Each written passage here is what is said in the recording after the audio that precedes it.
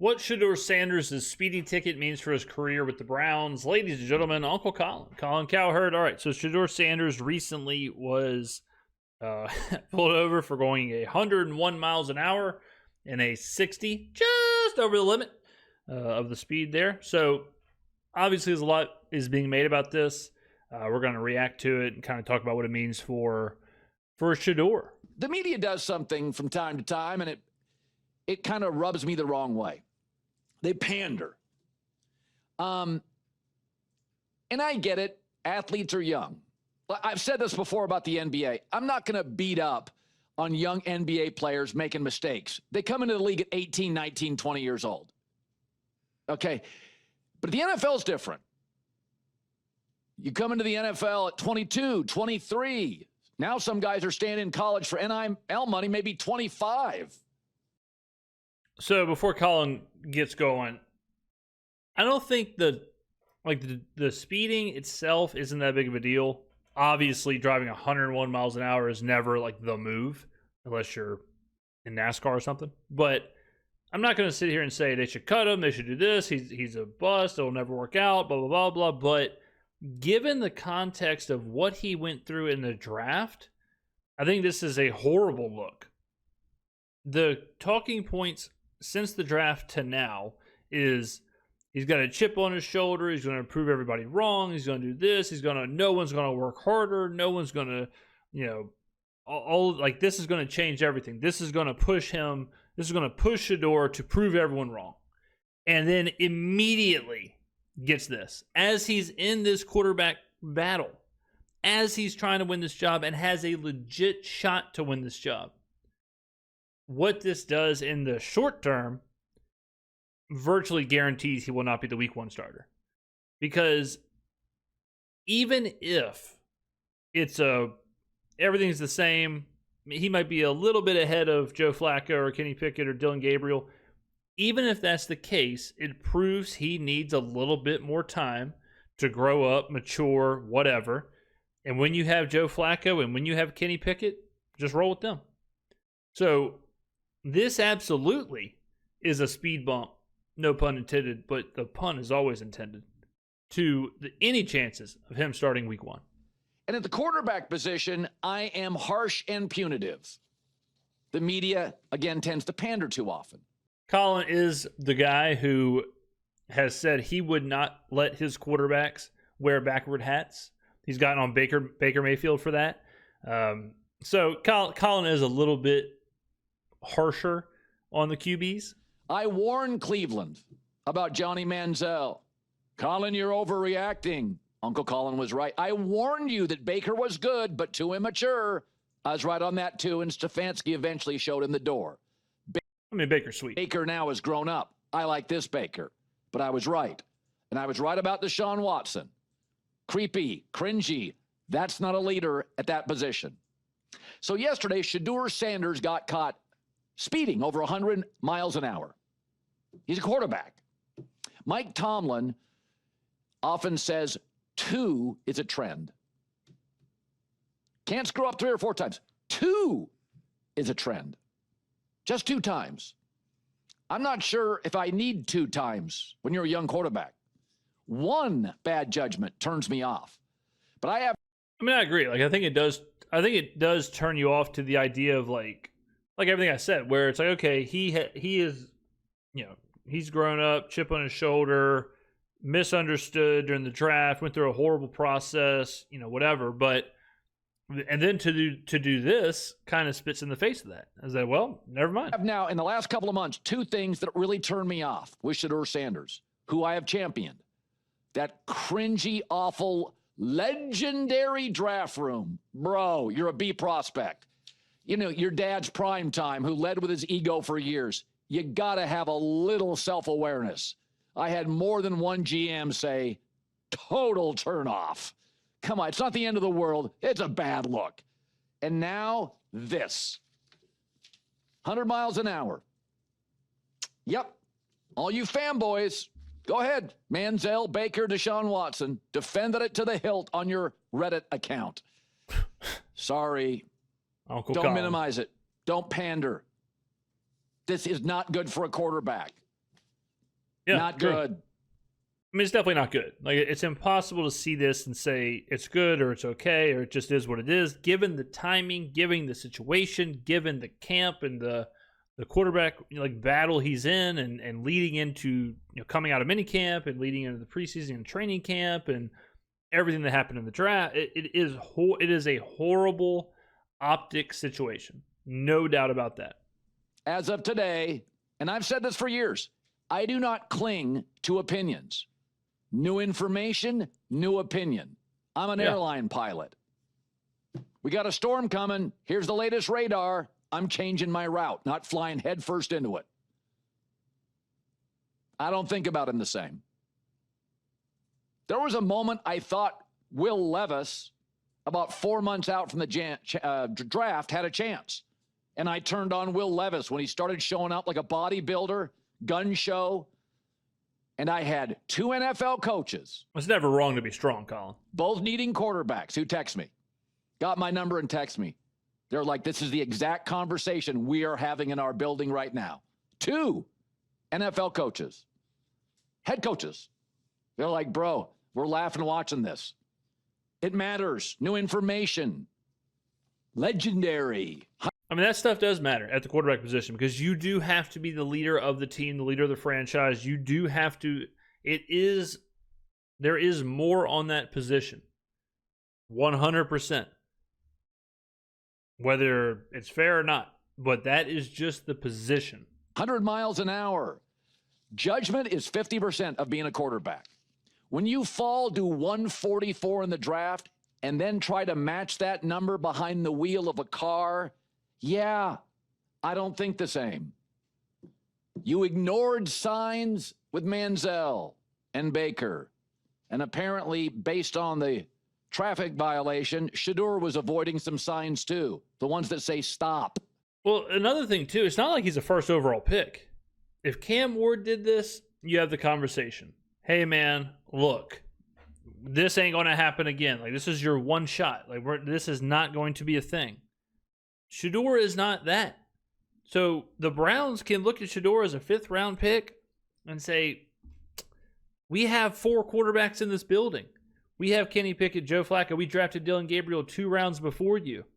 So the margin of error is even smaller. If Jackson Dart does this, okay, bad news, Jackson. You're not even in consideration for week 1 starting now because obviously you need to grow up and obviously you need to have better decision making. But we did invest a lot into you to draft you, so we're going to give you some time here to figure it out. But a 5th round rookie in a crowded quarterback room to do this and put his career, because it is putting his career on the line. Don't look at me like that, Colin. It is putting his career on the line when you make these kind of decisions, when you are on the chopping board, right? You are not the number 1 guy. You're trying to make a name for yourself. You're trying to make the roster. Nothing is guaranteed. And your entire career is there, and you make a decision like this, I could absolutely see where a front office or a coach or whatever would say, we took a flyer drafting him? Nah, no way. I feel differently today. I'm not as high on him. I'm not sure he's mature enough. Now I'm going to have to like Kenny Pickett. J-Mac. Oh, boy. I'm laughing at Kenny Pickett, not obviously the Shedeur situation. But, Colin, that's an interesting 180 from you, my guy. Yep. Going from, hey, put him in the Hall of Fame because of 7-on-7 drills in June. And now it's like, well, he was going 41 over the limit. Hey, you know me. You and I are similar this way. New information, new opinion. I would agree. I mean, I do think in sports commentary, it is important. Like, yeah, if you can think a prospect is great, but once you see information or something happens, like, you do have to kind of pivot, and you do have to say, okay, I thought Matt Leinart was going to be great. I thought eventually, whatever. And then you watch him a little bit, and you're like, yeah, okay, never mind. Jimmy Clausen. I thought Jimmy Clausen was going to be a Hall of Famer. You watch him a little bit, and it's like, all right, well, missed on that one, right? So, and I said I did not like the legendary draft room. It was cringy. It's not the end of the world, but people reached out. You add these 2 together. All you have to do, Cleveland, Manziel, Baker. I kept saying Baker did something. Wasn't the end of the world. but it's something. Yeah. It's a lack of self-awareness. You know, it's like your shirt off, posing with a tiger. It's like, bro, how about you play a game, like one, before you go supermodel on us? And in the end, Stefanski and Andrew Berry, two smart guys, were like, yeah, he's starting too many fires, not putting them out. It's something. Yeah, interesting. So Dillon Gabriel, QB1. No, in all seriousness, though, regarding Shedeur, like a speeding ticket's not the end of the world. Yeah, it's not the ticket. It's putting yourself in the situation putting yourself in that situation, given your situation, given everything that's on the line. You know, that's the problem. It's not the speeding ticket. It is what it is. Like, people drive like fast, like whatever, right? But knowing what happened at the draft, knowing you are Shedeur Sanders, knowing this is going to be huge news, knowing that you are in a fatal four-way match with Joe Flacco, Kenny Pickett, and Dillon Gabriel, knowing what people have said about you the entire draft process, which is why you slid to the 5th round, and you take all of that and you say, you know what? I want to go fast. That's the problem. At the end of the after world. midnight. Sounds like it was a nice new vehicle he's got, probably a V8, a lot of power.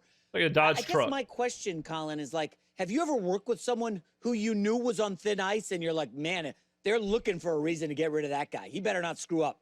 And he makes one misstep. Yeah, and exactly. He's gone. Yeah. Have you ever worked with somebody in that realm? Listen, when you fall to the 5th round and are perceived as a first-round quarterback, you are on thin ice. Yeah. And when there's a perception that the owner wanted you drafted, not the GM, you are on perilously thin ice.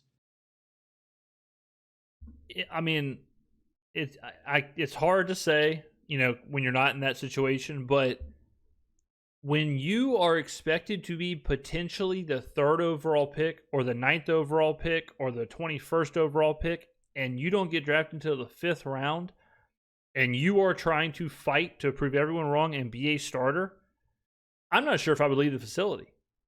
I'm not sure if I would leave. I'd be sleeping by the lat pull-down machine. I mean,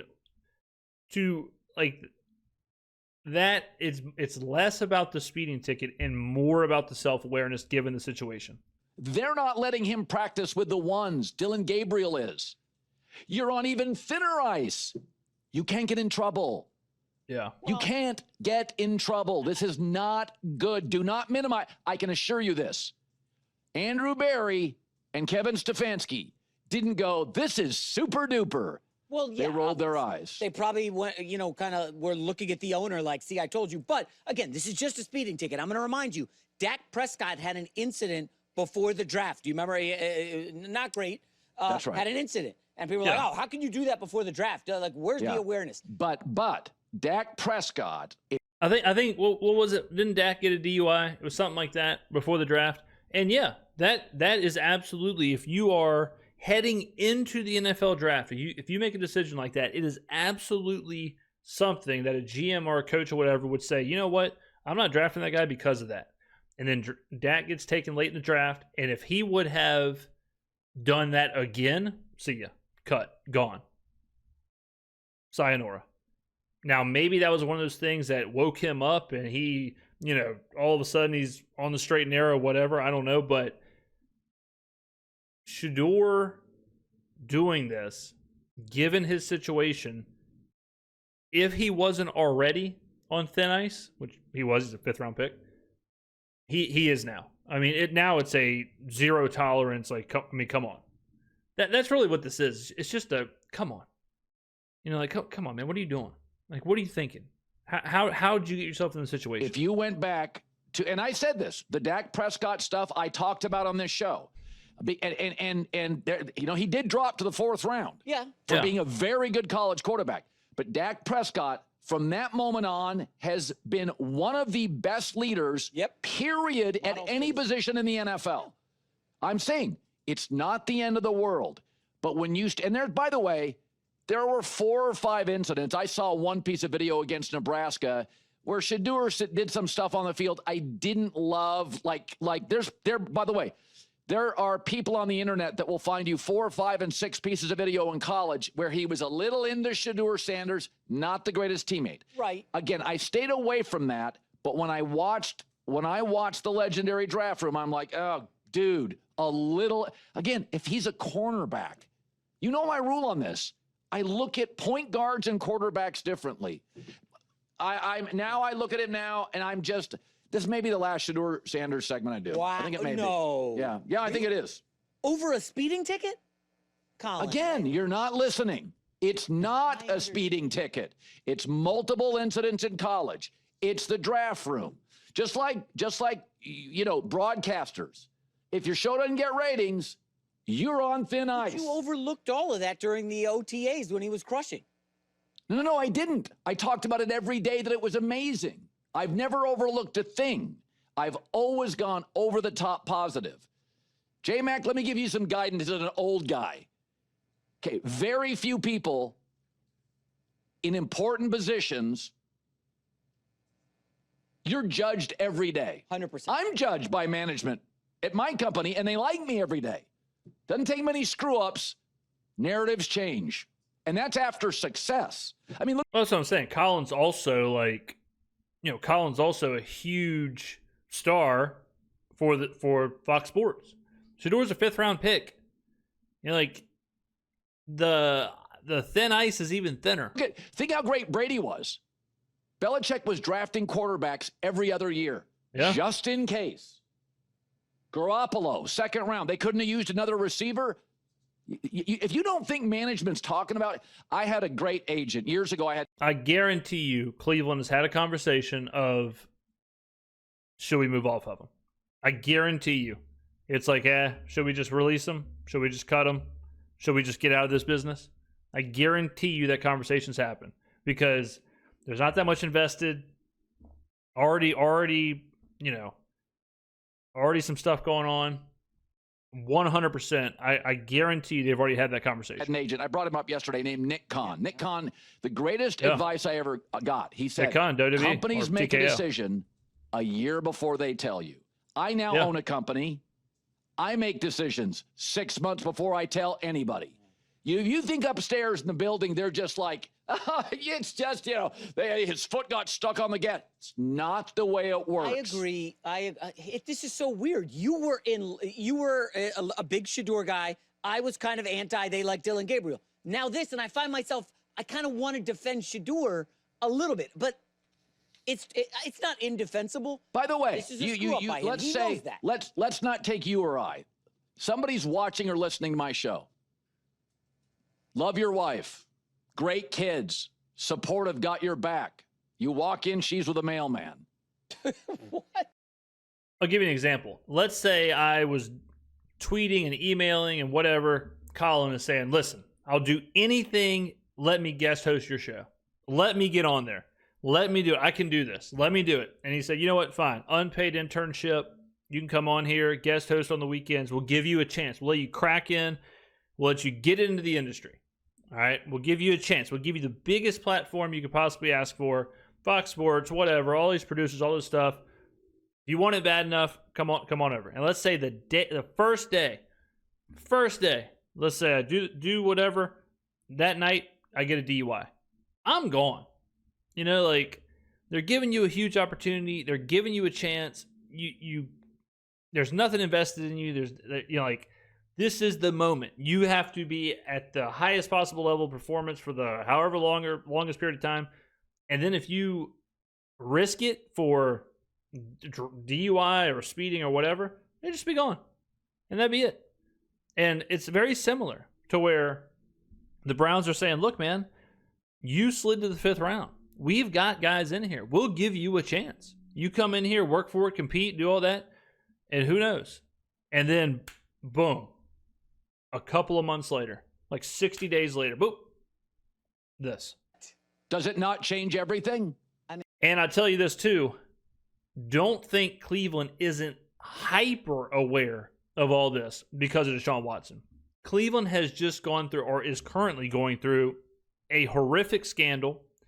They look ridiculous. They look awful for trading for Watson, doing all this. So all of a sudden now, they're right back in a negative kind of media situation.